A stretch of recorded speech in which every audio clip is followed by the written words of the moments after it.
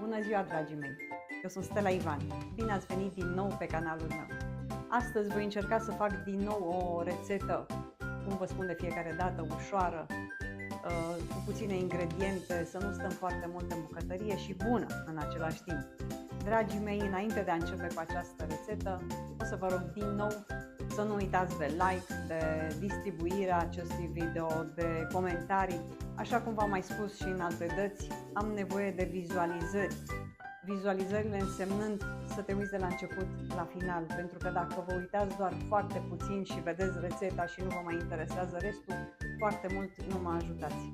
Dacă vreți să mă ajutați să merg mai departe cu acest canal, va trebui să faceți aceste gesturi. Dragii mei, cei care nu v-ați abonat, nu este târziu să vă abonați, este gratis, nu costă absolut nimic să vă abonați. Haideți acum împreună cu mine să vedeți despre ce este vorba și ce îmi trebuie pentru a face această rețetă pe ziua de astăzi. Haideți cu mine!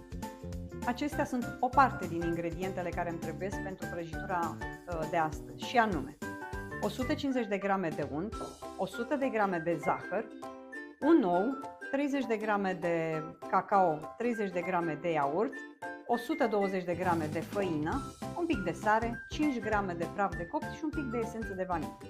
Toate acestea le voi amesteca pentru a face aluatul prăjiturii de ziua de astăzi. Așa că o să încep să pun untul, care este la temperatura camerei, zahărul, sarea. Voi mixa deocamdată aceste ingrediente, după care voi pune oul, iaurtul, făina, cacaoa și praful de copt.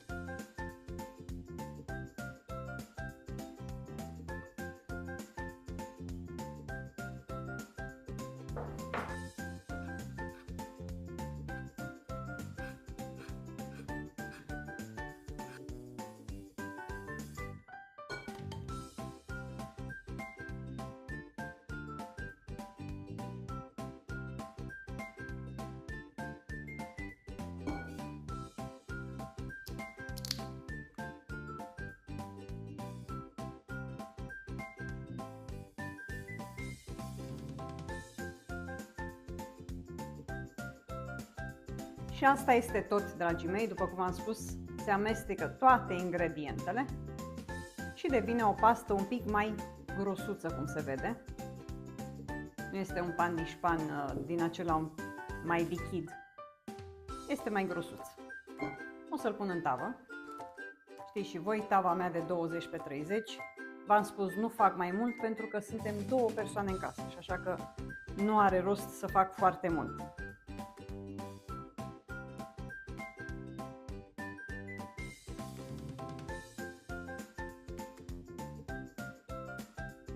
O să pun toată compoziția în tavă.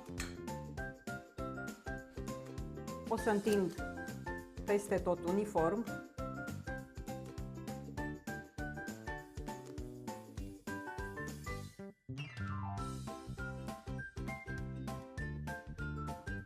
O să pun tava cu compoziția deoparte, nu o bag în cuptor deocamdată, ca să fac cremă. Acum voi face cremă. Pentru cremă o să am nevoie de 400 de grame de cremă de brânză, 130 de grame de zahăr, 65 de grame de amidon, 2 ouă, 60 de grame de iaurt și un pic de esență. Voi amesteca toate aceste ingrediente. Voi pune și zahărul. Le pun pe toate odată. Voi sparge și ouăle.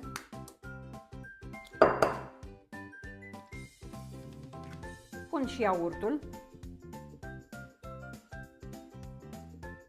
Pun și esența.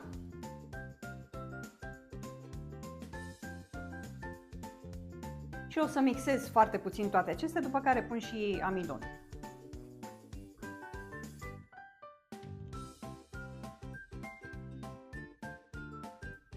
Iar acum pun amidon.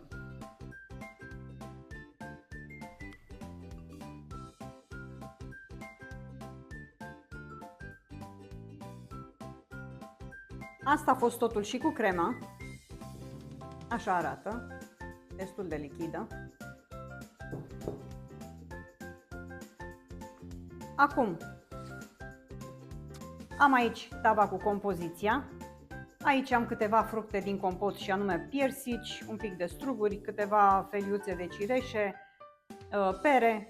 O să pun fructe peste compoziția din tavă. Ar fi fost bine dacă aș fi avut ceva mure sau zmeură, ar fi fost mult mai bună. Dar nu am găsit. Nu am găsit pe nicăieri, așa că va trebui să mă mulțumesc cu ce am.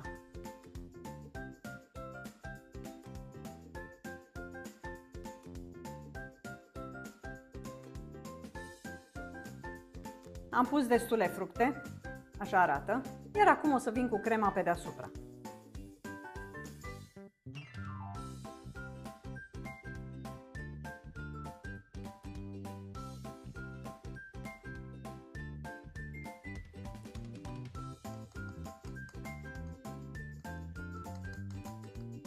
Așa arată și crema, la fel o să pun deoparte, pentru că mai am un singur lucru de pus pe deasupra.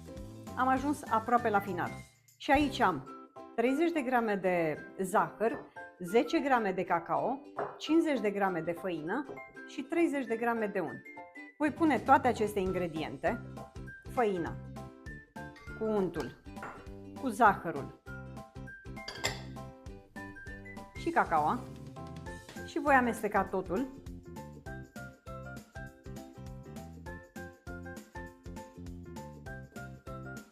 Asta este tot, așa arată. Iar toată această compoziție voi pune pe deasupra cremei.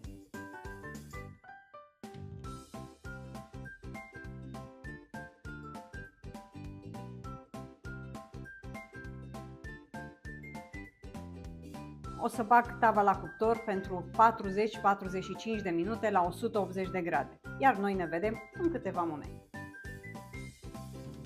Dragii mei, prăjitura mea s-a copt, o să o las să se răcească, după care voi reveni cu prezentarea finală. Deocamdată o las la răcit. Eu am terminat prăjitura mea pe ziua de astăzi, dragii mei. Așa arată, o prăjitură nemaipomenit de bună. Așa cum vă spuneam, dacă aș fi avut mure sau zmeură, ar fi fost și mai aspectoasă. Cu acele puncte roșii pe dinăuntru ar fi fost nemaipomenită. Dar este foarte bună și așa, foarte aromată. Crema de brânză are o textură foarte fină. O prăjitură bună. Așa cum spun uneori, o rețetă care merită încercat. Am ajuns și la finalul acestei rețete. Sper că v-a plăcut și de data aceasta, sper că nu vi s-a părut chiar atât de greu de făcut. După părerea mea, este o rețetă destul de ușoară, cu puține ingrediente, zic eu, și foarte bună. Pentru astăzi nu pot decât să vă urez o zi minunată în continuare, sper să ne vedem cât mai curând posibil și până data viitoare, ca de obicei, rămas bun!